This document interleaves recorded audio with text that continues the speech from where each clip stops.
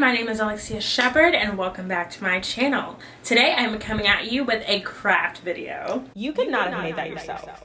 So today I am going to teach you how to make a bookmark from cardstock or deluxe paper, such as these pretty babies here. I've made some over the past few weeks. This is actually the one I'm gonna make in the video, but the rest are totally 2-in-1. They're so easy, like under 15 minutes. It's amazing. But before we get started, I just wanna let you know you can find me on Instagram at Alexia Shep, on Twitter at Alexia Shep, and also on TikTok as Alexia Shep, because I love TikTok. I mean, who doesn't? Speaking of the Cricut though, I actually made this shirt myself, and if you know the reference, leave me a comment and let me know. I need to know if I have any other musical theater nerds in the flock. Very excited. Alright, so that's enough gabbing and let's get into the video. Okay, so the first thing you're going to want to do is open up Design Space.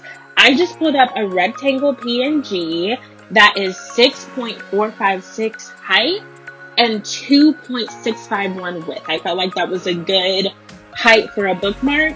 And then you're going to want to pick the letter or symbol you want in the bookmark. Now, if you're going to do a word, make sure you pick a cursive font or a font where the letters can be cut out as one.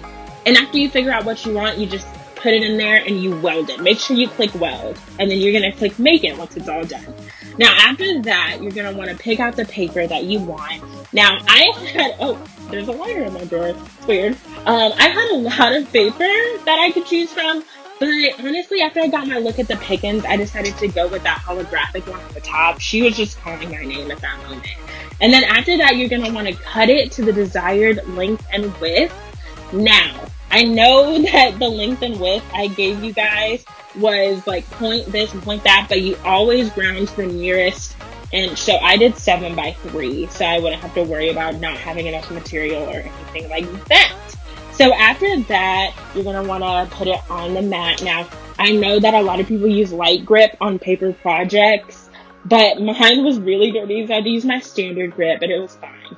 So after that, you're going to want to go over to your holy grail, your prized possession, your Cricut. Leave me a comment if you have a Cricut Explorer Air 2. I adore mine.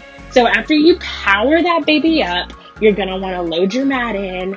Actually, first, you're going to want to go to the knob. Classic mistake. Now, I had it set on cardstock, but just to be safe, I turned it back on custom and I chose medium cardstock in the custom settings on the computer. Now you load that baby up, and really a warning is whenever you do paper projects, do not click fast mode. It's very tempting, and I know it's really fast, but trust me, especially with intricate cuts like this one, just let it go on its own. It won't take long, I promise. So after she's done, you're going to pull her out and you're going to want to peel her off the mat. And I say peel because that's how you avoid curl in paper.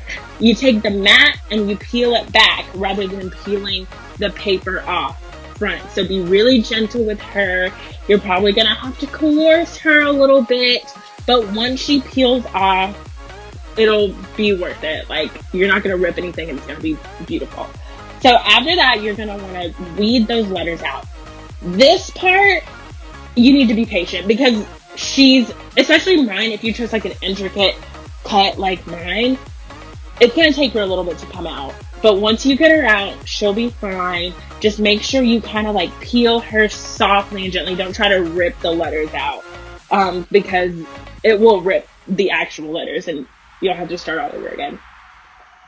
But once you peel that off, make sure you go and look and make sure that you get in those little holes. Like, see how my E hole came out already? But the A one is still in there and the X. So make sure you go in there and get those out. And after you finish this step, you could very well be done. But to make mine last longer, if you've got a laminator on you, a laminating machine, it is very, very, very smart to use in this project. It will make them last for years, literally, and it just gives it a longer lifespan. And honestly, the look of it is so much cuter than just leaving it out, but it's still cute if you don't have a laminating machine or if you have those self-laminating sheets. But after you, y'all, look how cool that is though. Wait, we gotta watch this for a little bit. That's pretty cool. Oh my gosh. And it comes out so nice. But after you laminate it, you're going to want to just cut around the edges to the desired shape that you want with the laminating machine.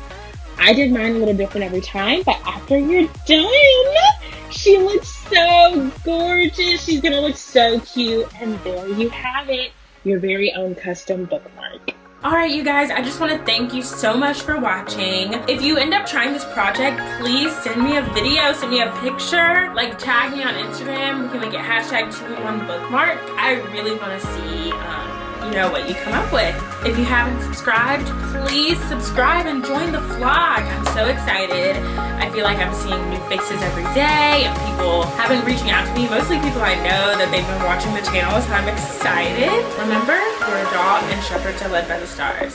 See you in my next video. Bye!